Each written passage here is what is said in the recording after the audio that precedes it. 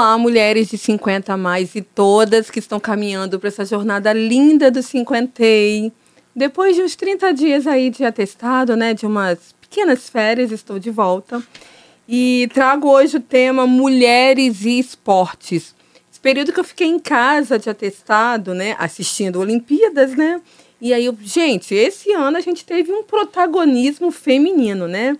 Fomos aí, as medalhas de ouro foram no... Me ajudem, meninas. Judô. Foi no judô, foi na ginástica. Isso aí. E no vôlei de praia, né? Não tivemos muitas medalhas, mas as de ouro que a gente teve foram das mulheres. Sim. Então, nesse período que eu fiquei em casa, eu falei, gente, esse tema, mulheres e esportes, ele já estava assim lá no meu repositório. Aí veio as Olimpíadas, e aí eu encontro com uma amiga agora, a Fabiane, no evento, e ela me indica uma das convidadas que eu vou estar apresentando para vocês. Eu falei, gente, chegou a hora de eu gravar esse tema Mulheres e Esportes.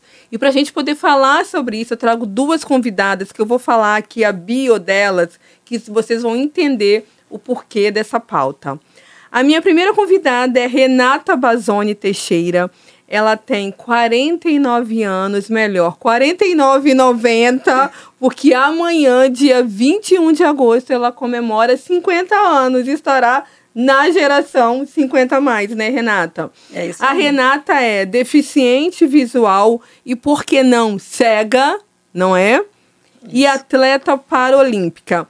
A Renata é campeã mundial no Catar em 2015. Ela foi ouro nos 800 metros e bronze na prova de 1.500 metros do atletismo, não é isso? Isso. A Renata é vice-campeã de judô, segundo lugar no PAN no Canadá em 2015. Ela participou nas Paralimpíadas em 2016, que foi no Brasil, e é campeã internacional de bodyboard, né?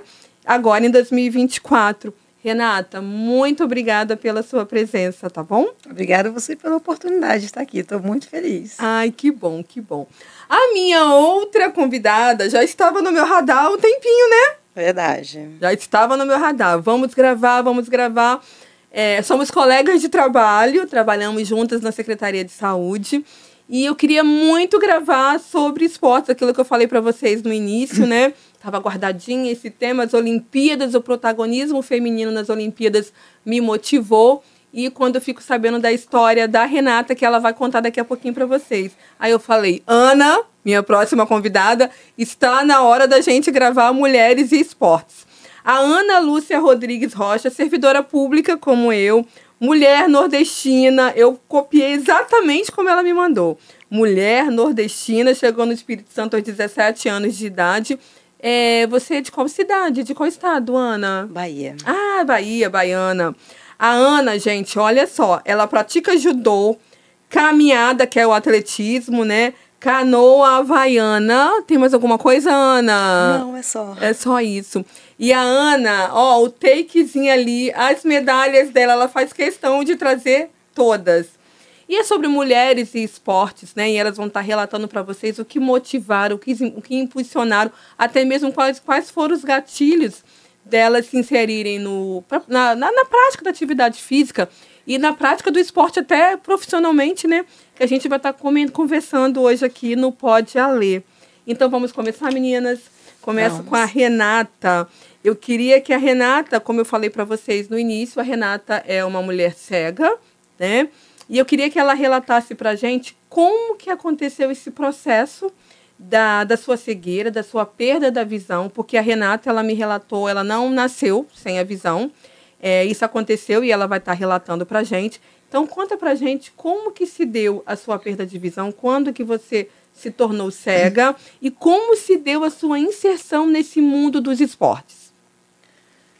Então, na verdade, retinose pigmentar. É uma doença progressiva. Eu tenho 5 tios cegos na família. E teve um tio meu que eu conheci ele enxergando e vi ele perdendo a visão. E a doença nos meus olhos, ela estava estagnada. Até os 30 anos, assim, mais ou menos, ela não tinha desenvolvido ainda. Então, eu já tinha 20 anos de casada. e foi quando eu passei por um processo que o meu esposo se envolveu com uma outra pessoa. Então, por ele ter se envolvido com essa outra pessoa, eu comecei a ficar meio depressiva, né? Por conta da situação. E aí foi onde a doença começou a desenvolver. Então, o gatilho, né? Isso. Aí eu ficando deprimida e tal, e aí eu comecei a perceber que eu já não estava enxergando as coisas direito. E aí eu fui no oftalmo, e o oftalmo foi e diagnosticou a retinose pigmentar. E aí Você tinha uma outra função? Você trabalhava com alguma outra coisa, Renata? Não, eu sempre fui de casa. Meu prazer era cuidar de casa, marido e filho. Não trabalhava muito, né? Porque de casa trabalha-se muito, né? Mas assim, sabe o que é uma coisa prazerosa para mim? Era trabalhar em casa de família. E eu, antes de eu casar, eu trabalhava em casa de família como trabalho. Depois eu casei e comecei a cuidar da minha casa, marido e filho. Aí, com 20 anos de casado, ele começou a se envolver com uma pessoa. E aí o médico pegou e falou, Renata, você tem pessoas na sua família com retinose, com problema visual? Eu falei, tem. Aí ele pegou e falou, então, você também tem retinose pigmentar, é uma doença genética, e você, até então, ela estava estagnada. Aí agora, o que parece é que você começou a desenvolver ela. Aí eu peguei e falei que eu estava passando por alguns problemas. Aí ele pegou e falou, então, a depressão, ela por si só, ela mata. Então, quando você tem uma outra doença, então aquilo ali faz com que ela desenvolva. Então, o que vai acontecer? Aí eu peguei e falei, não tem recurso nenhum mesmo? Ele falou, não tem medicamento, não tem cirurgia, não tem nada. O que eu posso falar para você evitar o sol, que ajuda a matar as células, né? Que as células elas vão morrendo e elas não se reproduzem dos olhos. E procurar levar a vida mais tranquila. Aí perguntou se eu bebia, se eu fumava. Eu falei que não passava noites em claro, sempre tive uma vida muito tranquila. Minha vida era muito tranquila no meu casamento. Foi muito chocante para você essa notícia, Renata? Foi porque a primeira coisa que veio na minha mente na hora foi o meu tio, porque eu vi ele enxergando e vi ele perdendo a visão. Então, eu me vi naquela situação. Tipo, então, esse foi o meu processo, isso. Né? Aí eu falei assim, eu vou ficar assim. Então, aí quando ele falou que eu ia perder a visão, que era uma doença progressiva mesmo, não tinha recurso nenhum, aí eu me vi em desespero, porque eu tinha 2 filhos pequenos, né? E casada, ainda passando por crise no meu casamento, já pensei como meu marido aceitaria aquela situação e tudo aquilo. E aí ele pegou e falou, o conselho que eu posso te dar é você não dar tanta importância a coisas pequenas. Exemplo, a mulher, você deixa uma pasta destapada, ela arruma aquele barulho. Você deixa um copo fora do lugar, passa a não dar importância a essas pequenas coisas. Porque ele quis dizer no sentido de eu não me estressar, não me irritar, entendeu? Procurar uma vida mais tranquila. E eu levei aquilo para mim e fui para casa. Nesse dia, meu marido estava junto na sala. Ele ouviu tudo que o médico falou. Então, eu fui para casa. A primeira coisa que eu fiz foi o quê? Ligar para o meu tio. Benção, tio. E aí, como é que você está? Estou aqui, né, minha filha, vegetando. Não presto mais para nada. Seu tio que teve o diagnóstico da mesma doença. Que é cego hoje. Ele é irmão da minha mãe. Okay. Então, quando ele falou isso, eu desliguei o telefone e eu comecei a chorar. Eu falei, Deus, eu não gosto nem de falar muito esse pedaço, que eu fico meio deprimida, que vem, né, forte. Então, eu peguei e falei, eu não quero isso para minha vida. Eu falei para Deus, Deus, eu não quero isso para minha vida. Eu vim aqui para essa terra para produzir, eu quero produzir. Sempre cuidei da minha casa, meu marido, meus filhos. Tive o prazer de fazer isso e eu não aceito hoje minha vida ser paralisada por conta disso. Eu falo mesmo, apesar de que às vezes tem pessoas que não acreditam, eu pedi mesmo a Deus que me desse um direcionamento para que eu pudesse fazer algo, né? Porque eu me vi numa situação, meu marido se envolveu com uma outra pessoa.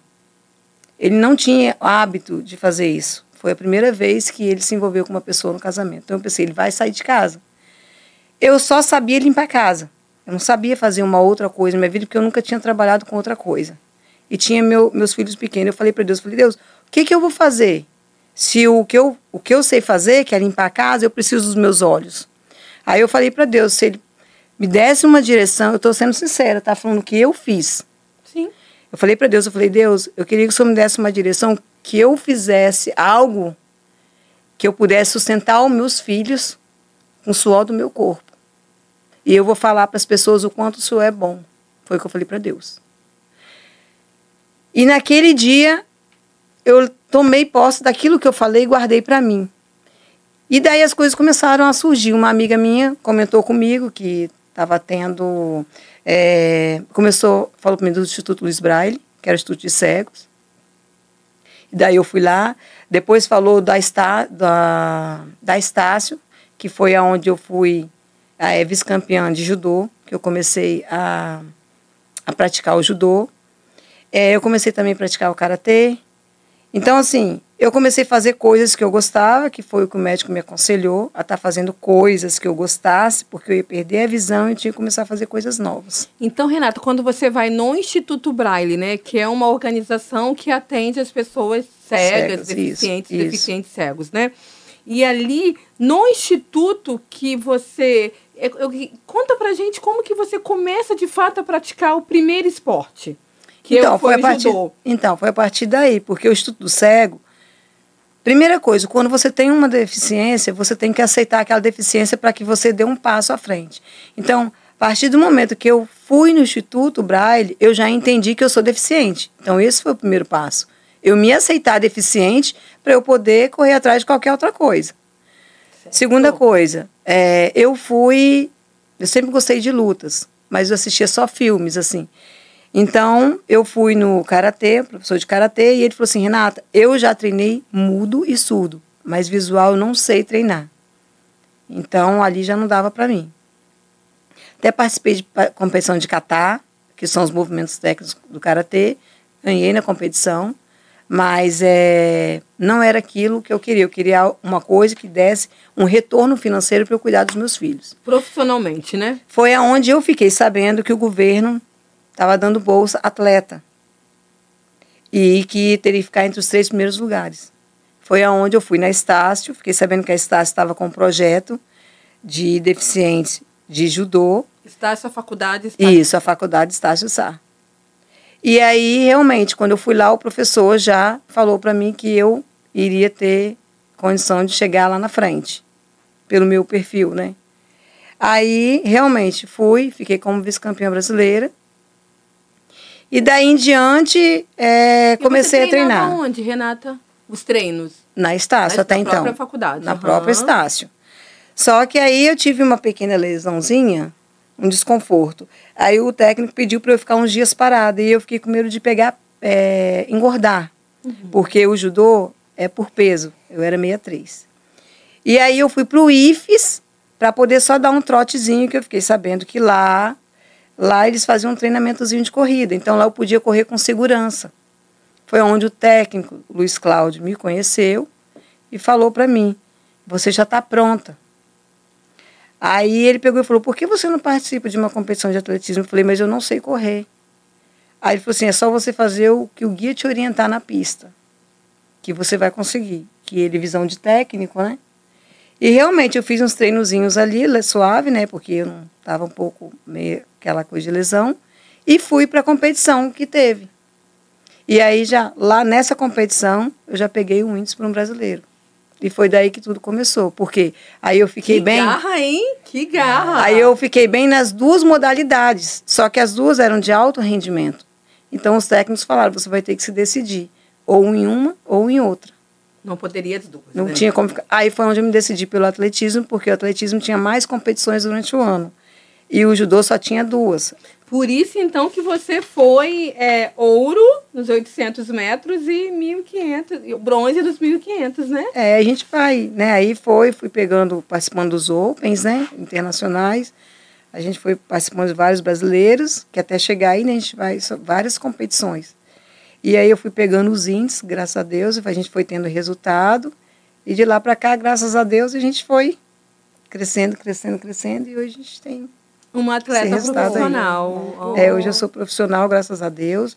Na Paralimpíadas não tinha minha prova de 800 metros, e aí eu não ia participar da Paralimpíada. Só que aí o meu filho falou, mãe, essa é a oportunidade que você tem da sua família ir te ver correndo, porque vai ser aqui no Brasil. Em 2016. Em 2016. E foi aí, todo mundo, né? Foram. Aí eu falei assim, mas não tem minha prova. Aí o técnico falou assim, olha, você gira mais, aumenta, né, a quilometragem, porque 800 eu fui para 1.500.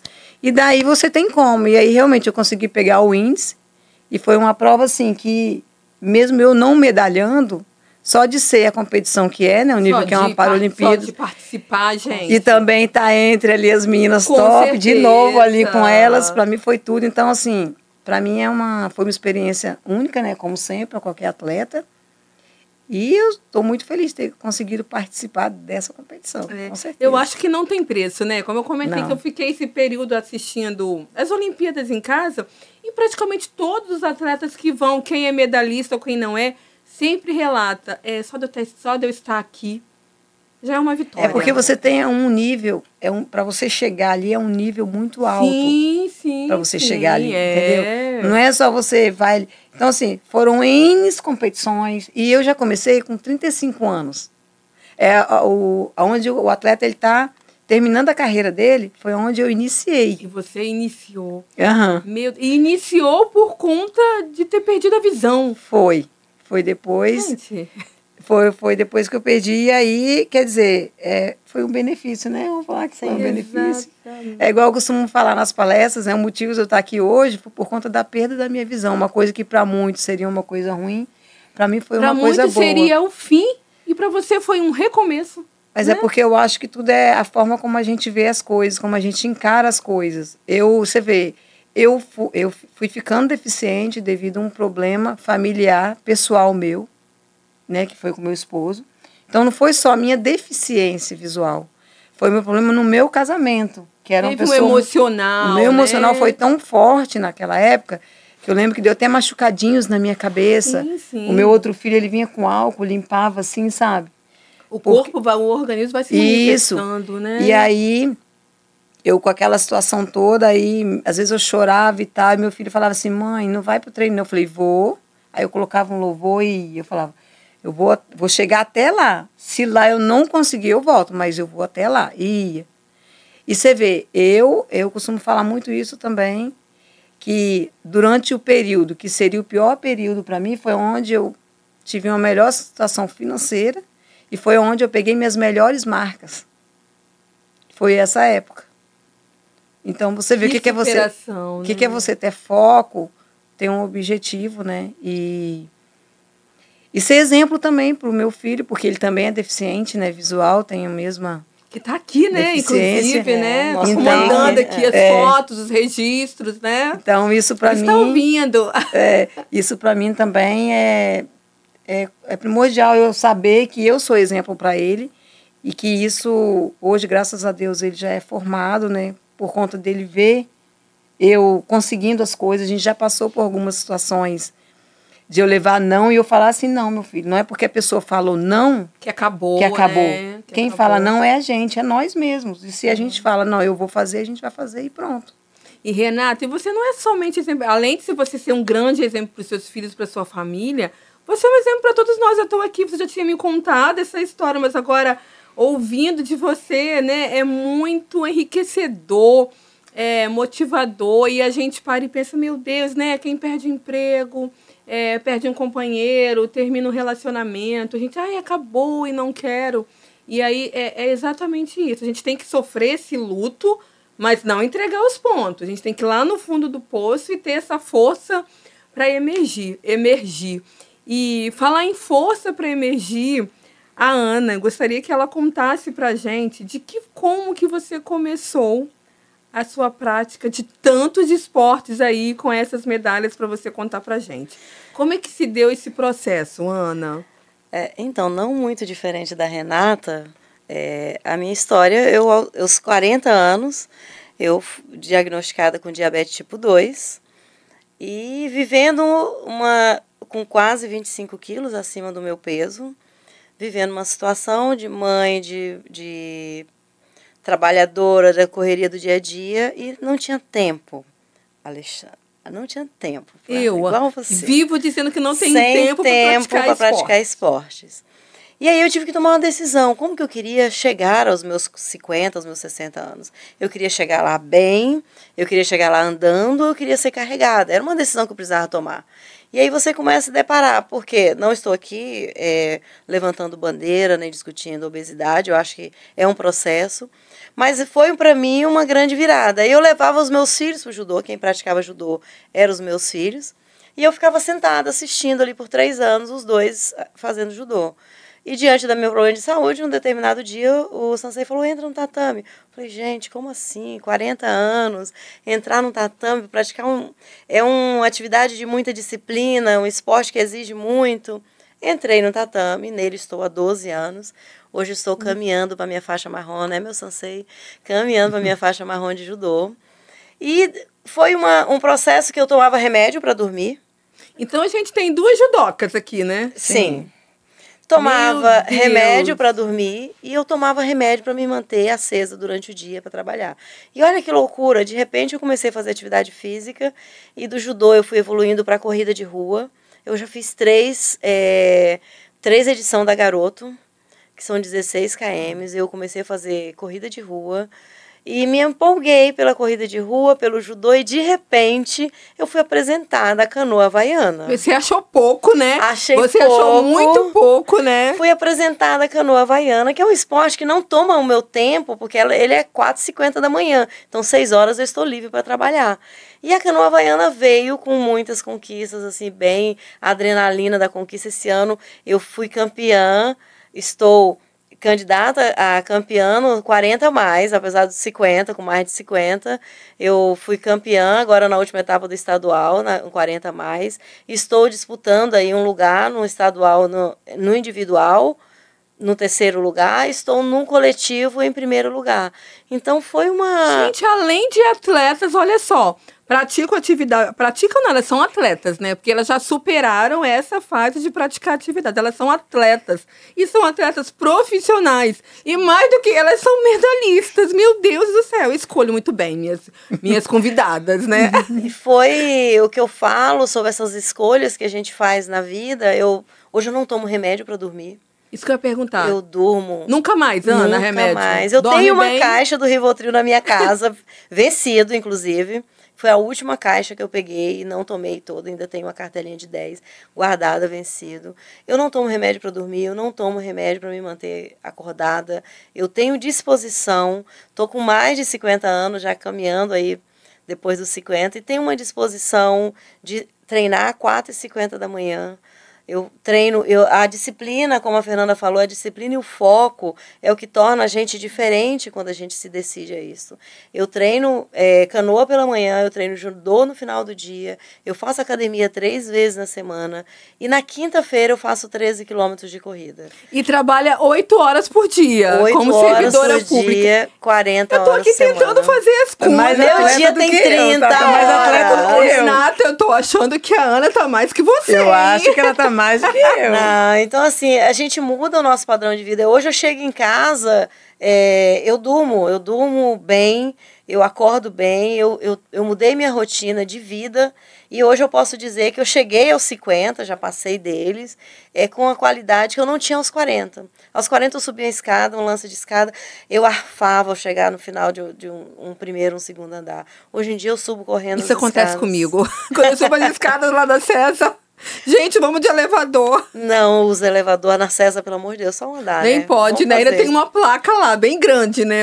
Não use o elevador, né? Exatamente. Então, hoje eu vejo qualidade de vida, eu consigo acompanhar os meus filhos em atividades que, certamente, se eu continuasse naquela linha que eu cheguei aos 40, hoje eu não poderia fazer atividades que eu faço com meus filhos, de ir à praia, de curtir, de fazer isso tudo. Então, foi uma mudança muito boa. Perdi, nesse período aí, 18 quilos. Ainda tenho quilos ainda para deixar, mas, assim, construir uma estética muito mais que ter um corpão e ser um mulherão. Uma estética consciente, né, Ana? Uma estética consciente. Você precisa de saúde, você precisa estar bem. E é muito legal quando a gente vence esses desafios. A Fernanda, quando falou de relacionamento, porque a gente não tem nada perfeito. A gente cria, educa filhos, tem marido, tem família, tem cachorro, tem gato, e sabemos disso. E tudo isso nos traz sempre dores, né? Mas também traz amores e a gente fica naquele meio sempre, até onde a gente está disposto a fazer com que o nosso dia tenha 30 horas e que a gente consiga dar conta Não, de tudo. o seu, eu tô fazendo as contas aqui, Ana, tem que ter 30 horas. Não, ela já 24 ganhou de mim, horas. porque eu fui chamada para ir para Londres, né? A Rosana Borgeia me fez o convite de ir para Londres, já estava fechado já um grupo ali para fazer remo. Aí eu fechou, tamo junto. que horas é o treino? 4h30 da manhã. Eu falei, que horas? É o meu horário. 4h30. Eu falei, então, amiga, sério, não dá pra mim. Esse horário pra mim, no mar, não tem como. Então, assim, já passei a bola pra você, já tá, na minha frente só por isso. Não, dá não. 4h30 da manhã. Quando ela relata, ela conta pra mim na secretaria, não sei o que, da canoa, 4h30 da manhã, tá frio. Você viu, o bodyboard eu encarei, mas era às 7h. O bodyboard eu encarei, mas era às 7h. Frio, gente. Gente, eu moro na Serra, eu remo aqui em Vitória 2 vezes na semana. Não, para, não. Eu saio de casa às 4h da manhã.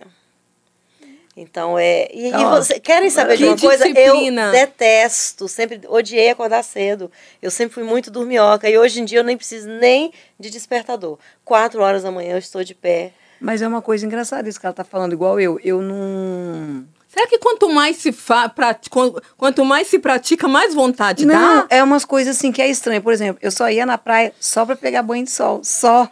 Aí, quando me fizeram essa proposta do bodyboard... Foi o professor Hudson que me fez essa proposta, falando que ele queria fazer um projeto com a Neymara de inclusão de deficientes no bodyboard. Que bacana! E que ia ter uma competição internacional aqui em Jacaraípe. Então, eles queriam mostrar que também os deficientes poderiam participar. E, físico, né, sem perna, que participou mudo e surdo, né, e sem perna também, e os cegos. Então, assim, que no projeto, bodyboard, né? olha só, lindo, lindo, lindo, lindo. Inclusão. Então, assim, aí eu virei para ele e falei assim, mas tio Hudson, eu nem sei nadar, como que eu vou participar desse... Aí ele falou, você não vai aprender o bodyboard? Então, você aprende a nadar. Eu falei, sério? Ele falei, tamo juntos, você acha que dá? Porque como eu já dou palestra de inclusão e superação, então eu achei que tinha tudo a ver. Falei, bora então. Mas aí eu falei assim, gente, eu só vou pra praia para pegar banho de sol. E aí você foi campeã. Aí fui. E é tipo assim, é uma experiência assim, sobrenatural. Ela vai pra passear e sai campeã, né, Ana? Vai pra passear e volta foi campeã. Foi sobrenatural, porque tipo, não é assim, cada um tem a sua deficiência, cada um sabe das suas dificuldades, da sua limitação, mas tipo, sem perna ele olha, ele vê o mar. O mudo e surdo também. Mas a gente vai de frente pro mar, lá você vira descosta pro mar. E o guide, né, no caso que é o guia, ele fica de frente para a onda e vem falando do lado da gente. Assim. Renata, a onda, que ninguém pensa, né, com...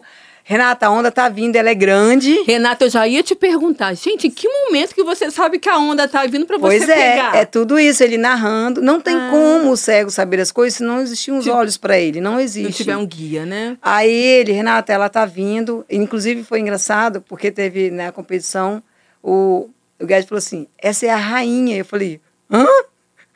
Tem rainha aqui também, eu achei que só existia no meio das abelhas. Aí eu falei, meu Deus, que tamanho que será essa onda? Eu fiquei imaginando. Aí ele falou, essa é grande, e ela tá vindo, eu vou dar a contagem. Aí quando ele fala, 1, 2, agora. Aí na hora que ela me pega, e eu pego ela, né, falar assim, aí eu vou fazendo lá o que eu tenho que fazer, entendeu? Mas é uma coisa assim, sinistra. Eu tô entendendo, mas aí tô aqui pensando... Viajando, tipo, né? Viajando na prática, então, como viajando, que isso se dá. Isso, é uma coisa assim, eu falo que é sobrenatural, porque nem eu sei como que é uma coisa tão estranha. Aí ele falou, me chamou para ir na Barra do Jucu. Diz que é uma das ondas mais altas aqui do estado. E Jacaraípe, né? Tanto é que as competições são lá. Sim. E até hoje eu paro e penso, como assim eu fui surfar na onda? Entendeu? É uma coisa que não é estranho. É você confiar muito no profissional, tá? Primeiramente mas Deus, você né? acreditar em você também. Mas você confiar tudo. muito. Não, ele confia em mim. Não, mas eu acho que antes você acredita... óbvio que Sim. ele acredita em você, mas antes você tem uma... Você tem uma acreditação em você mesma. Eu falo, Tio, eu posso botar meu pé aqui? Não. Aí eu falei, não. Aí eu falo, ai, meu Deus. Então, assim, você tá me entendendo? Eu falo, meu Deus. Aí eu aprendi a nadar, não assim, nadar, não sou exímia nadadora, não. Mas, tipo, se eu cair, eu consigo, boiar, dar umas braçadinhas, assim. Podemos ter uma triatleta. Entendeu? Então, uma triatleta. Mas, cara, até hoje, igual o dia que na competição, minhas irmãs, meus 2 filhos, né, lá olhando, que eles não foram nenhum meu treinamento, nenhuma vez. Aí, acho que se o Tairo foi uma vez só, que eu ainda não me lembro que eles foram. Então, no dia da competição, eles falam assim, que essa velha tá fazendo aí? Pois ela só ia na água, na praia só para pegar sol. Eu não tô acreditando. Então eles falaram que eles viram assim, eles não acreditaram. Eles não acreditaram. E tem uma hora assim que eu tô vindo, aí eu sumo no meio da onda, aí fica um silêncio. No vídeo dá para ver isso. Fica um silêncio. Aí depois aparece eu saindo, aí todo mundo começa a gritar. Ai, é massa isso, é muito legal. Agora, isso. Renata, você sempre teve você sempre acreditou em você antes desse processo? Então, é interessante, nunca ninguém fez essa pergunta, tá? É interessante isso, que eu vou te responder agora também. Eu fui criado num colégio interno, né? Então eu não tinha pai nem mãe. Quando eu cresci, fui crescendo, eu fui entendendo que eu não podia errar, porque eu não tinha ninguém para se responsabilizar por mim. Igual meus filhos, né, de menor, eu me responsabilizo por eles, tudo que eles fazem. E até depois de grande, né, mãe tem disso, não tem idade. Eu não tenho filhos, mas disse que não acaba. Né? Então, não acaba. Então, eu pensava sempre assim, eu não posso errar, porque não tem quem vai se responsabilizar por mim. Então, eu tive que ter essa segurança em tudo que eu faço sempre. Às vezes a pessoa até acha assim, meio que eu sou, tipo assim, ignorante, meio... Mas não é, porque a gente se posiciona. Aquela postura que você tem, de se posicionar e falar, não, isso grossa, é né? Isso. Porque, na verdade, no a minha caso, família que ainda é assim. sou negra, e fala, nossa, é grossa, arrogante, não que não sei é. o quê. A vida faz com que a gente seja assim. Sim. Porque, na verdade, na minha família, a gente fala família Bazônia. Minhas irmãs também são um pouco assim, né? A minha irmã Ingrid e a Bruna. Porque minha mãe também era assim. Mas eu sou dessa forma por conta disso. Inclusive, eu falo isso para os meus filhos, para minhas amigas, que não é que eu sou ignorante, mas eu tive que me posicionar diante das situações. Você sempre foi uma mulher forte. Eu sempre fui assim. Foi. E aí vem esse processo que aí você precisa se posicionar. Agora, deixa eu colocar em prática essa fortaleza. Mas você, pelo visto, né, pelo que você relatou, sempre foi uma mulher muito forte. É igual agora, igual eu te falei. Veio a deficiência no período que meu esposo me traiu. E aí vieram as competições, graças a Deus, né? Aquilo foi um suporte para mim também muito grande, que fez com que eu passasse por essa fase e tive êxito. Depois, meu marido, a gente se entendeu novamente. Na Covid, ele faleceu, nós estávamos juntos. Minha mãe também faleceu no mesmo mês. E o meu filho, que era meu guia de treino, né, que eu tinha o Fernando Martins, e o meu filho também, que era meu guia de treino, que eu tinha 2 guias, um que trabalhava comigo na parte da manhã e outro na parte da tarde, semana toda. Ele casou. Então, ficou morando agora eu e meu filho, Tyron Bazoni, que também é deficiente. Uhum. Então, hoje eu faço outros tipos de trabalho que eu não quis continuar com os mesmos trabalhos. Então, eu mudei os trabalhos, então eu tive que começar do zero outra vez. Então, hoje eu faço outras coisas, mas iniciei do zero de novo. Sempre recomeçando, né? Ressurgindo, né? Isso aí. Ana, conta pra gente um pouquinho. Você já falou, né, como que você iniciou a sua prática dos esportes, né? Você levava seus filhos e via, estava acima do peso, com a depressão e tal. E aí você foi numa rotina, numa disciplina... mas conta pra gente. E aí você estava numa prática, né? E aí quando você começa a se profissionalizar e você recebe a sua primeira medalha, qual foi o sentimento que você teve? Porque aí você já saiu daquela categoria de apenas praticante, né? Continua praticante. A emoção, a verdade é que existe uma adrenalina, porque eu não cresci com a prática esportiva. Nós não temos muito esse hábito, né? Então, de repente, eu com 43 anos, eu fui para uma competição em Minas, para a Copa de Judô em Minas, e assim, para mim, era algo muito novo, porque eu era veterana, eu entrei numa atividade física onde eu já era veterana. Eu não tinha competidores como meus filhos tinham na idade deles. Então, é uma adrenalina e é um quê de você conquistar uma medalha... não que você não tenha compromisso, não que você não dê o melhor de você, mas com a percepção de que você vence você. Isso. Você está na competição, quem é o seu maior adversário ali? Você mesmo. É você. Mesmo. O seu maior adversário é você. Eu acho que o esporte, ele prega muito isso, né? Que é você se superar, você não vai superar o outro, né? Todas as vezes em que eu faço uma corrida e que eu consigo fazer num tempo menor, é muito mais. As pessoas falam, o que você ganhou? Nada. Mas eu me superei. O meu tempo... Esse ano eu fiz a 10ª edição da Corrida dos Bombeiros e eu fiz a primeira. E eu fiquei muito feliz porque a primeira que eu fiz com 42 anos e agora aos 52 eu fiz a 10ª, eu consegui fazer num tempo melhor que 10 anos atrás. Parabéns. Então, eu me superei, eu venci a mim mesma. E essa é a satisfação, quando você consegue ganhar, quando você vai num campeonato. Na canoa acontece muito isso. Eu não tinha time nos 50 a mais. Então, de repente, faltou alguém no 40 a mais. Eu já estava treinando, Ana, vamos. Falei, gente, é muito compromisso, porque eu já estou com mais de 50 e vou competir numa categoria 10 anos menor que a minha e com meninas jovens de até 40 anos.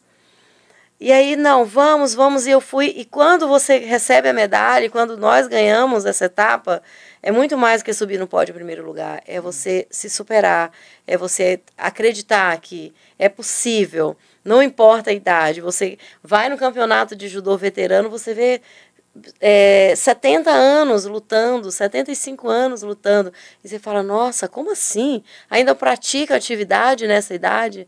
Sim, porque você supera todos os dias os seus limites próprios. Então eu falo que tem aquela situação que você dê um passo à frente, não para você lutar com alguém, mas você dá um passo à frente na sua vida, na sua trajetória, na sua qualidade de vida, no seu sono. Não tem quem tem tempo de sofrer quando você está ocupada produzindo dentro de uma atividade física. Você vai correr, você ora, você fala, você eleva o pensamento a Deus. Você não tem tempo de sofrer. Então, às vezes, e não é que a gente não sofra, eu corro, já corri chorando, com lágrimas descendo dos olhos. Temos problema com todo mundo, mas a atividade física faz com que você impulsiona e que você vença aquele desafio e falar, Senhor, eu estou aqui. E vamos num trotezinho, não estou aguentando correr muito, vamos num trote. Então, eu falo que a atividade física, antes de mais nada, ela te resgata um momento seu, íntimo, seu com Deus. E você, dentro de qualquer atividade física que você está fazendo, a Fernanda há de concordar que qualquer atividade física... Renata. Fernanda, já estou trocando seu nome. Renata, é a idade, Renata, desculpa. Qualquer atividade física que você está praticando, é comum que muitas vezes você feche os olhos ali em 3 segundos e, Senhor, gratidão. Isso. Gratidão pela oportunidade de estar aqui, porque você consegue olhar atrás e ver que muita gente não saiu do sofá. Sim. Eu, sentada, só assistindo pela TV. Exatamente. Só assistindo pela TV. Então, a gente já ganha quando a gente sai dessa zona de conforto. E você vai produzindo, e você vai se alegrando, e as medalhas só são metais. Mas aí você olha e fala, cara, eu consegui fazer, olha que legal. E é vencer todos os dias esses desafios. A satisfação é muito mais do que pendurar a medalha no peito. É você... Satisfação pessoal de superação. De superação. Aqui, eu tô... Você está falando e eu estou pensando, eu queria que tanto a Renata como a Ana relatasse. A gente percebe assim que esse mundo dos esportes é muito jovem, né? Pelo menos o esporte que passa na TV, tipo futebol, né? Dizem que tem até... Dizem não, tem uma idade, né? Mínima e máxima para o futebol. Ah, que já está velho, vai aposentar. Tem alguns esportes que realmente tem um marco de idade, né? E eu queria que você relatasse como é que... Você relatou que tem pessoas de várias idades. Como é que se dá essas relações de vocês que tem... A Ana tem mais de 50 anos, a Renata vai fazer 50 anos daqui a algumas horas, mas aí vocês têm uma convivência com pessoas mais jovens que estão também praticando esportes. Como é que se dá isso? Conta pra mim. Conta pra gente. Então, aconteceu uma coisa dos 50, e a colega vai concordar comigo a partir de amanhã, que a gente está à frente, mas tem muita gente à frente também. Eu fiz uma corrida 2 semanas atrás, eu falei, nossa, meu tempo foi ótimo, eu acho que vai dar pódio. E aí, quando entrei no site para olhar o resultado, 15 atletas de 50 a mais chegaram na minha frente. Eu falei, caramba, como Fiquei estamos pra bem, trás. Fiquei para trás. Mas aí você vai olhar, no geral, você olha, Cara, de 4.000 inscritos, eu estou no número 600. Então, ao mesmo tempo que você deixa muita gente para trás, muita gente te deixa para trás. E com mais de 50. Com mais de 50. E você fica impressionado que as meninas de mais... Por que eu achei que eu fosse dar pódio? Porque o meu tempo estava melhor do que 2 meninas que deu pódio no 40. Então, eu falei, nossa, meu tempo, vou dar pódio. Mas não, quem fez, a turma dos 50 mais, conseguiu fazer num tempo menor que as de 40. Então, não há na corrida de rua, principalmente, não há uma medida. Não tem idade. Não tem idade. Não tem idade. Você vê 97 anos, não sei se você viu na reportagem, a Gazeta chegou a exibir uma reportagem de 97 anos, uma senhora que fez a Bombeiros e terminou a corrida plena. Não vi. Maravilhosa. Não vi. Eu falei, cara, você vai conseguir chegar lá. 97 anos. 97, fantástico. Então, você não tem idade, mas é óbvio que a gente tem ideia de nossas limitações físicas. É óbvio que o primeiro, segundo e terceiro lugar geral entra sempre aí dentro de uma categoria até os 25, quando você fala de maratonas, de meia maratona. Mas a interação, vocês, né, a gente 50 a mais, vocês, né, a gente, olha eu querendo me incluir que não sai nem do sofá, né, Ana? Mas vocês de 50 a mais, com os de 20, 30, é tranquila essa relação? É bem tranquilo. Na canoa é tranquilo. No judô é tranquilo. Eu tenho um atleta no judô que campeão estadual e a gente treina juntos. E aí eu falo, existe o respeito. Ele tem 19, 20 anos, eu tô com mais de 50, mas existe um respeito no tatame. O judô tem esse respeito. Muito mais do que faixa, se respeita muito a experiência. Então, não há... Eu brinco e a gente entra no tatame, a gente luta com muita tranquilidade. Não há uma diferença. Na canoa também é bem tranquilo. Existe a turma de competição um pouco mais acirrada, até os 30 anos, que não tem nem a definição da idade, né? Começa aí depois a definir. Hoje em dia, a maioria dos esportes, eles vêm classificando por faixa etária, para dar oportunidade para todas as idades estarem ganhando alguma coisa. Então, a gente tem essa boa convivência, trocamos experiência. E aí você vê, às vezes, um atleta de 22 anos, deu canelite, saiu no meio de uma competição. E você fala, puxa vida... E você com 50 tá ali, né? Tô ali e vem, não que eu queira que ninguém tenha problema durante a corrida. Mas você, de alguma forma, fala, puxa, que bom que a gente teve esse condicionamento de chegar lá, de terminar uma garoto. Eu falo, gente, vamos correr. Se a gente não conseguir correr, a gente anda. Se não andar, a gente se arrasta. Mas a gente chega lá, chega na linha de chegada... como muitos atletas vêm chegando. E cada um no seu tempo. Você sabe qual é o melhor tempo de um atleta? É o tempo que ele gasta no esporte. E independente dele estar na competição ou não, esse é o melhor tempo. O tempo que ele gasta ali de cansar o seu corpo. Eu falo que o cansaço físico é o maior descanso que a mente pode ter. Porque quando o seu corpo está muito cansado, a sua mente não tem tempo de cansar. Então ela descansa. Então o físico te dá isso. Nunca mais insônia, nunca mais remédio para dormir. Nunca mais, é desse jeito. Nem tempo, eu tenho certeza que quem hoje corre 15 quilômetros aí, não vai ter tempo de pensar. É chegar e tomar um banho e dormir. Eu já dormi de kimono. Tipo, de chegar em casa muito cansaço grande, e falar, gente, eu vou encostar aqui 5 minutos, mas eu já acordo. Só no outro dia. E acordar 3:30 da manhã e olhar e falar, meu Deus, eu Como é que essa rotina, Ana? Pelo amor. A minha rotina, eu acordo às 4 da manhã, eu remo geralmente pela manhã, eu trabalho 8 horas, eu saio do meu trabalho por volta das 17, eu treino academia 3 vezes na semana. Então, eu tenho você tem um trabalho voluntário que você faz também, Eu tenho um trabalho voluntário. Eu tenho um trabalho voluntário que eu amo, que é um trabalho na FEC. Convidados a todos. Eu já te convidei, inclusive. Já me convidou. Eu tenho um trabalho na FEC, que a gente tem uma noite de cinema com os pacientes da FEC. Ai, que legal. E o trabalho voluntário, a gente sempre acha que a gente está doando alguma coisa. Mas o trabalho voluntário levou a entender assim, que a minha alegria está na alegria que eu posso levar ao meu irmão. E dentro do trabalho voluntário, muitos pacientes me falam, ai, puxa, muito obrigada, vocês são uma alegria para a gente. Eu olho e falo, não, vocês são razões a gente manter firme no trabalho, porque a gente começa a ver superações ali dentro do hospital que você fala, não sei se eu seria capaz. Então, trabalho voluntário, aí eu entre conciliar trabalho voluntário, eu trabalho na quinta-feira, meu trabalho voluntário dentro da FEC, E aí eu tenho minha academia 3 vezes na semana, meu judô durante a noite, ali no Corpo de Bombeiros, e a gente vai treinando. Na quinta-feira é meu dia de treinar corrida. Eu saio aqui da César, vou até o terminal de Carapina correndo. São 13 quilômetros que eu faço. Meu Deus do E céu! é minha forma de me manter em movimento na corrida, para me melhorar um pouco o meu tempo. E assim vai. E, Ana, que loucura! Minha família zoa comigo. Quantas horas tem seu dia? Eu tô aqui tentando contabilizar. Não tem 24. Você consegue. Pra você não tem. Você consegue. E eu vou te falar uma coisa. 9 horas da noite, 9h30, com exceção do dia que eu tô de voluntária no Santa Rita, que demora um pouco. Tá dormindo? Eu tô dormindo. Aí.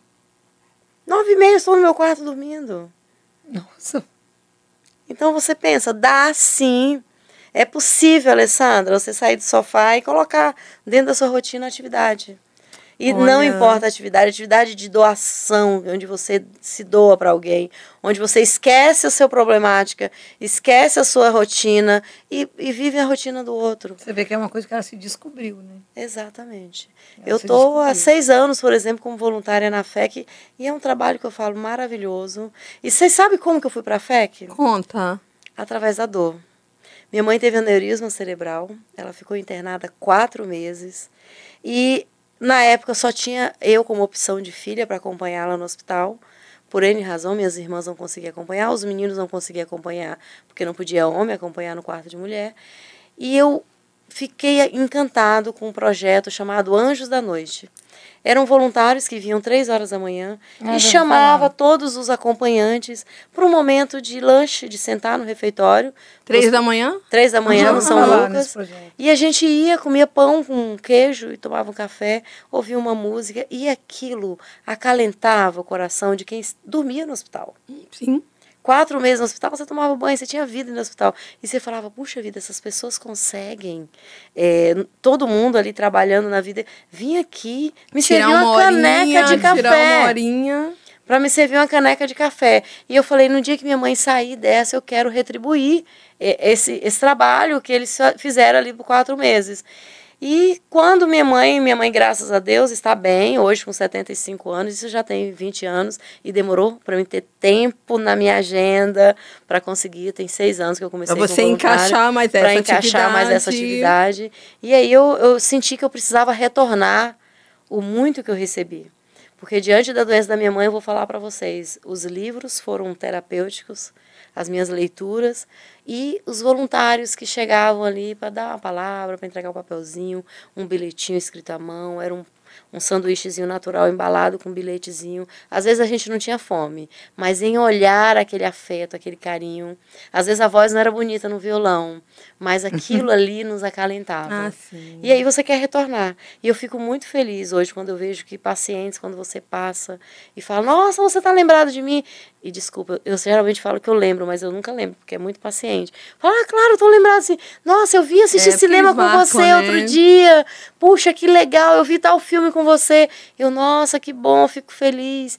E assim, é bom quando você vê isso e você olha para o paciente, você está aqui há quanto tempo? Estou internada há 4 meses, há 2 meses. Aí o paciente está, o acompanhante também tem que estar, né? Está lá, naturalmente o acompanhante está lá e ninguém cuida. E ninguém cuida, porque o foco é o paciente. É o paciente. E muitas vezes o acompanhante fica doente. Tá na minha lista eu gravar sobre esses trabalhos voluntários, né? Não somente hospitais e outras formas de trabalho voluntário. É gratificante, como você disse, quem ganha é a gente que pratica, né? Não é para quem recebe. É também, mas o maior é para quem dá. Renata, vamos falar um pouquinho, né? A gente tem que, né? Não tem como a gente deixar de falar de que existe todo um preconceito em relação às pessoas cegas, às pessoas que não têm visão, como as pessoas gordas, as pessoas que têm qualquer outro tipo de deficiência. Fala um pouquinho pra gente, nesse ambiente que você convive do esporte, que as pessoas também, outras pessoas também, com outros tipos de deficiência, você relatou lá, né, uma pessoa sem a perna e tal, como é que fica essa questão do preconceito? Como é que fica essa questão de patrocínio, né? A gente tem agora em casa uma pessoa que está ouvindo o podcast, passando pelo mesmo problema que vocês passaram, e, nossa, eu vou praticar uma atividade, vou tentar me profissionalizar. Como é que fica a questão do... Primeiro, gostaria que você falasse em relação ao preconceito, né? Porque a gente sabe que existe, ele está posto. E para quem tem interesse em se tornar um atleta, como é que é essa questão de patrocínio? Então, o preconceito, ele vem sendo quebrado, né? Eu vejo mesmo, até quando eu ando nas ruas, né? Quando eu comecei lá atrás no atletismo, eu tive vários problemas quando eu fui andar de ônibus, nas ruas e tudo mais. Então, hoje, graças a Deus, isso aí, eu já não tenho mais esse tipo de problema, né? Nos ônibus e tudo mais. Porque realmente a mente das pessoas estão abrindo, estão tendo olhar, né? Olhares diferentes para a gente. Mas ainda assim acontece, sim. Desse preconceito, que é uma coisa muito chata. Eu já deixei de ser atendida no banco por conta de preconceito de funcionários. Da funcionária falar assim, você não assina. E eu falo, não, eu sei assinar. Ela, não, você não assina, porque você falou que você é cega. Aí meu filho fala assim, não, mas ela sabe... Eu sou cega, mas eu sei escrever. Aí eu falei, mas eu sei escrever. E simplesmente ela não me atendeu. Ela se negou a me atender. Já aconteceu de fiscal quando eu entrar no ônibus na parte da frente. Ele queria que meu filho fosse lá atrás e eu na frente. Eu falei, mas é ele que vai me ajudar. Ele é meu guia, né? Não, mas ele não vai. Então ele foi e mandou ele descer da parte da frente. Aí eu desci do ônibus e falei, meu filho, pode encontrar o fiscal aí que eu vou passar por ele situação.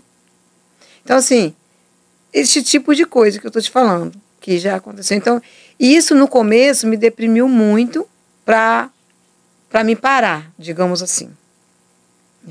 Então, a gente tem que entender o seguinte, em relação ao preconceito, que a gente mora em um lugar onde as pessoas viam que a gente não tinha condição de fazer as coisas, a gente realmente não tinha capacidade. Mas a gente vem mostrando hoje que a gente tem condição de fazer. E na medida que a gente vai mostrando, a gente vai tendo oportunidade.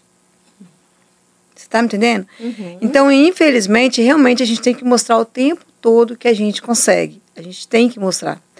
Só para você ter uma ideia, igual eu te falei, hoje eu estou fazendo outros tipos de trabalho, então hoje eu estou dançando. Quando eu resolvi dançar, foi um amigo meu que me chamou para ir com ele, né, na aula de dança. Você está fazendo que tipo de dança? Me fale. Gente, olha já é a minha isso. próxima pergunta. O que você está fazendo agora no momento? Então já relata que você está fazendo. Ih, ficou vermelha, Ana. Fala pra mim. Ana, ficou tá vermelha e eu fiquei curiosa. Pois é, eu faço zouk, não sei se você conhece. Uhum. Eu faço zouk, faço forró e faço kizomba. Olha isso, gente. E faço dança do ventre. Gente, para não, tudo. Ela achou pouco uma. Aí eu falei 2, 3, 4. Porque nada dela é 1, 2. Assim, Não. é tudo múltiplo, né? Gente. Então, esse amigo meu, Rafael, ele me convidou para ir. Já fazia muito tempo que ele me chamava para ir com ele, Mas né? é uma escola de dança comum. Comum não. Ai, falei errado, gente. É uma escola de dança... Não pode falar o nome do... Não. Então, se não quiser pode, falar, né? pode... Não. Mas é uma escola de dança que não é somente para pessoas cegas. Não, é de pessoas normais. Eu pago lá particular para poder fazer. Então, mas o que eu quero dizer em relação ao que você me perguntou foi que no começo eu fui próximo da minha casa, numa escola de dança. Porque esse meu amigo me levou, mas me trouxe aqui em Vitória, eu moro na Serra. Então ficava longe, Então né? ficava longe, então eu fui na Serra. Quando eu cheguei lá, o professor não quis nem me atender. Ah, quando você falou que era cega? Não, eu já cheguei com a bengala. Ah, tá. Aí falei pra menina, eu queria fazer... Você não ia conseguir aprender a dançar. Aí aí falei com a funcionária, eu falei, eu queria fazer aula de dança e tal, não sei o quê. Aí fiquei aguardando o professor, eu e meu filho. Aí, resumindo, ele não veio me atender, aí falou que mais tarde, né, ela ia mandar mensagem pelo WhatsApp. Até hoje, né? Aí ela pegou e falou depois, se eu quisesse aula particular com ele, que era para eu entrar em contato com a escola. Essa escola que Só você e ele, né? Mas não com o grupo. Não. Porque ele, como você tem a sua deficiência, ele precisaria te dar um tratamento especial. Só que ele deveria me conhecer para saber se eu teria condição ou não e tal. Ele nem que eu te faço. viu? Não, ele não me viu, ele não veio me atender. Ah, tá. É igual a moça da natação. Quando eu comecei a nadar, eu liguei para a escola de natação e perguntei à moça, não me identifiquei como deficiente. Queria saber se tem vagas. Ela, tem 2 vagas, horário X. E fui. Quando eu cheguei lá, que ela me viu com a bengala, ela falou assim, nossa, você acredita que eu preenchi as 2 vagas ontem mesmo? Aí eu falei assim, mas como se eu falei para você que eu ia vir hoje? Quer dizer, ela não podia dar minha vaga para outra pessoa. Aí a minha amiga falou assim, amiga, você não vai deixar. Eu falei, eu não faço questão de ficar aqui. O preconceito está enraizado. Eu não faço, entendeu? E o problema não está em você, né? Não, mas o que eu quero dizer? Que isso aparece para parar a gente. Então você tem que ter um objetivo, um foco. Aí eu saí dali, fui para um outro lugar. Tipo, você não desistiu. Não. Aí quando eu cheguei nesse outro lugar, aí a professora falou bem assim, mas você vai entrar aqui, você vai ter que atravessar essa rua, é muito perigoso, acho melhor você não vir para cá, ela falou. Mas ela já não falou no sentido de eu ser deficiente, foi de preocupação comigo ali. Uhum. Ela teve esse cuidado. Eu falei assim, não se preocupa, que eu vou saber, que eu peço ajuda nessas coisas. Então, assim, enquanto você encontra umas pessoas que têm todo um cuidado com você, eu encontrei essa pessoa. E existem pessoas que querem te parar. Então, você tem que ter essa mente aberta para isso, que você vai encontrar pessoas assim. Entendeu? Fecha pelo meio do caminho. Aqui, você vai buscar isso. outra. É igual o meu professor de karatê lá na frente, lá atrás. O que ele falou? Renata, eu já trabalhei com surdo e mudo, mas com deficiente visual eu nunca trabalhei. Então, assim, eu não parei ali. Eu fui buscar um professor de judô.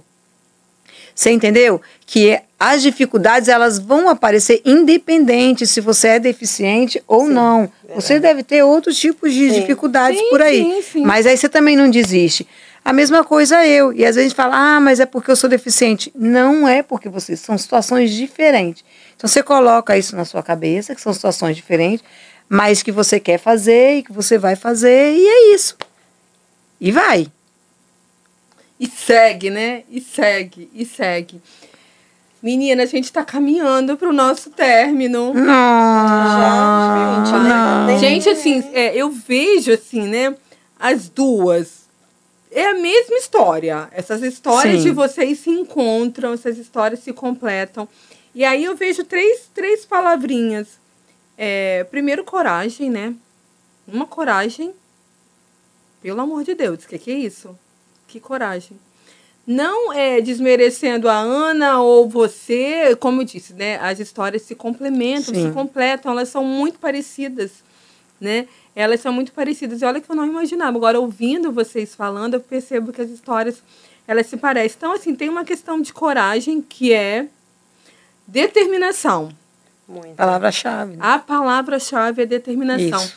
E aí, a gente está aqui, nosso tema é esporte, mas aí vale para todos os outros segmentos, atividades, desejos, né? Ainda mais de nós, mulheres, né? Porque já é tão difícil ser mulher, né? Soma aí mais muitas dificuldades. Já é tão difícil, tão difícil. Aí, no caso da Renata, mulher e cega, deficiente visual. Não é? Basicamente, né? A gente já sofre tanta coisa, aí, mulher deficiente e tal. Eu quero que primeiro a Ana deixe uma mensagem. Essa mulher nordestina, baiana, lugar bom, hein? Maravilhoso. Tenho vontade de ir lá conhecer, tá? De qual local? De qual cidade, Ana? Então, eu sou de uma cidade divisa com Minas, Guaratinga. Eu não conheço bem a cidade, porque eu me criei em Itamaraju. Lá é onde eu tenho amigos de fato de infância, mas não nasci lá, mas foi onde eu cresci. E falar sobre essa mulher, eu falo que o nordestino, ele por si só, imagina você 35 anos atrás chegar no Espírito Santo, você trabalha mais, porque você vive compensando uma fala preconceituosa. Baiano não trabalha, baiano então, é preguiçoso. Nunca disse não a hora extra. Eu já ouvi isso. Nunca disse não a muito trabalho. E aí sempre trabalhei muito. Infelizmente, meus filhos nunca me viram muito. Trabalhar na multinacional, que eu só tinha horário para chegar, não tinha horário para ir embora. E aí você quer sempre trabalhar mais e mostrar mais competência. Tem que estar sempre provando, porque né, sempre tem que estar provando. Aí você é mulher, no contador até 20 anos atrás era homens. As mulheres eram subcontadoras. Eu tenho na minha carteira de trabalho a função Com a assinada... mesma formação? Com a mesma formação como subcontador. Porque era muito comum ter um contador principal e um sub. O sub era sempre uma mulher. E a mulher era quem executava o trabalho. Então, você tinha que trabalhar, você tinha que ser mulher, você vem do Nordeste e você tem que estar provando o tempo inteiro que você trabalha. Que não é preguiçoso. Que você não é preguiçoso, que isso. E essa trajetória veio... Aí o estresse, porque o estresse te levou à ociosidade. Você nunca que você pediria um chefe para sair para ir para a academia às 19 horas, porque você não tinha horário mesmo de ir embora. E você leva a vida desse jeito. Hoje eu falo para quem está em casa, gente, trabalhar é muito importante. Eu trabalho 40 horas por semana, além do meu trabalho como servidora pública, eu tenho um escritório, onde sábado, às vezes à noite, eu dou a passada, eu faço atendimentos ainda como contadora fora. Ainda tem essa atividade de... Tenho.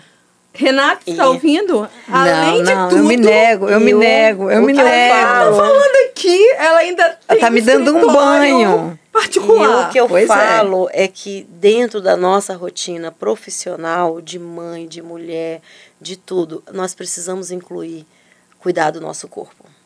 E o cuidar do nosso corpo vai tirar a gente lá do consultório do psiquiatra.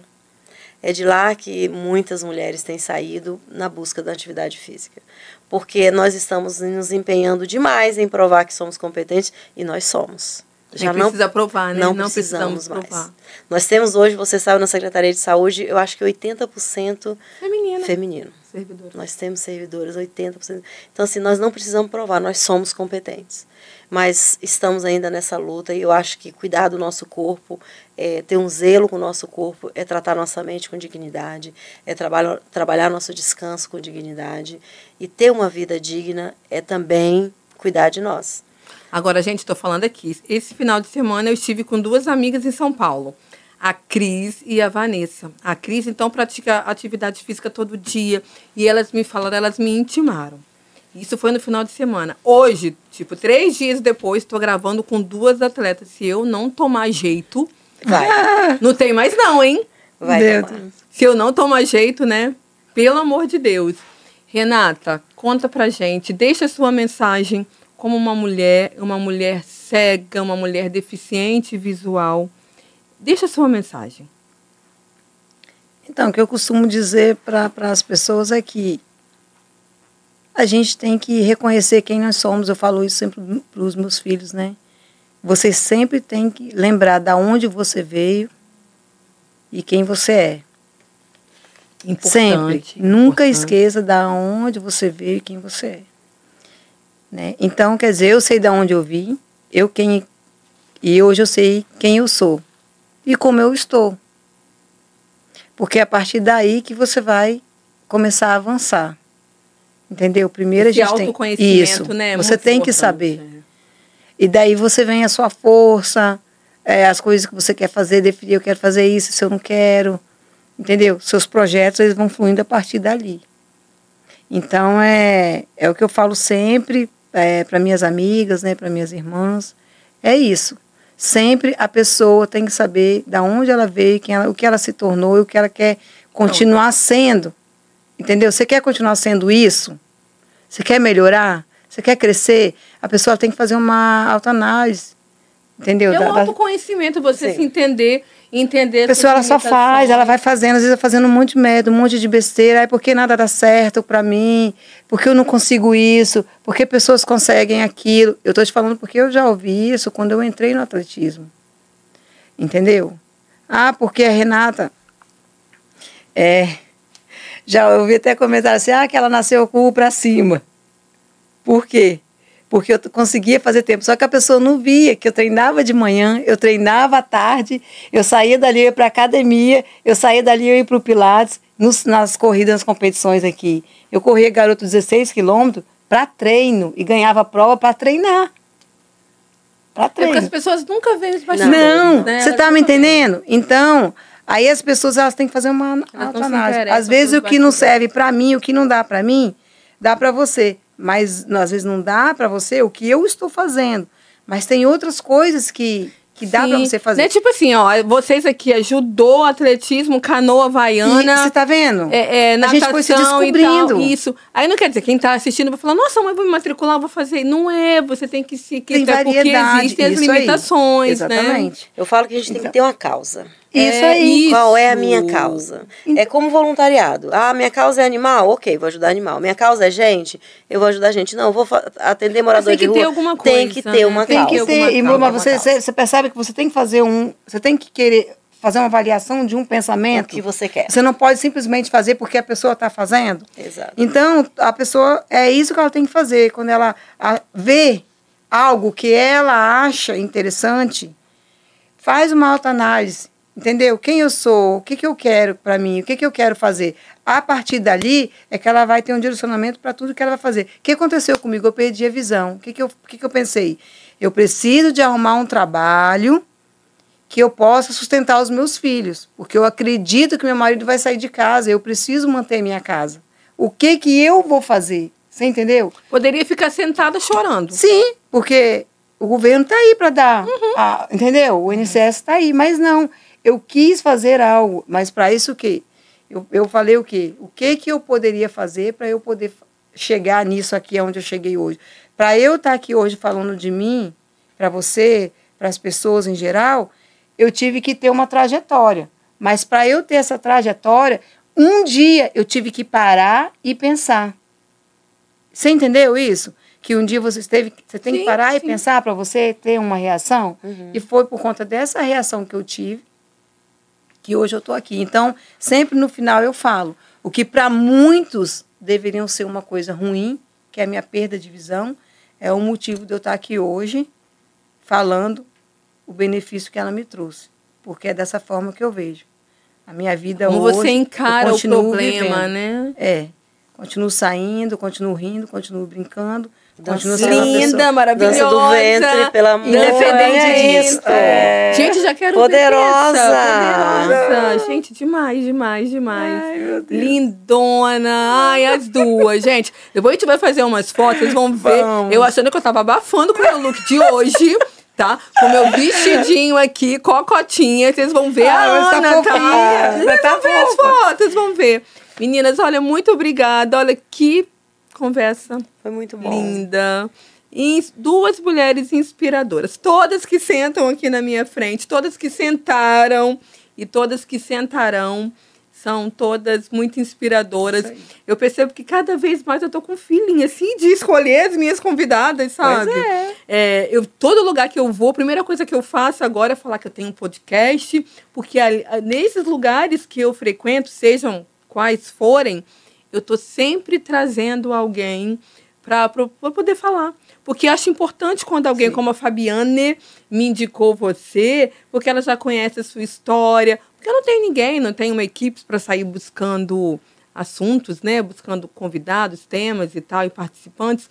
Então, assim, os ambientes, a conversa, você conhecer alguém, a rede de relacionamento é, né? Network, né? Que falam aí, falando bem americano, é a melhor. E falando, assim, de propósito...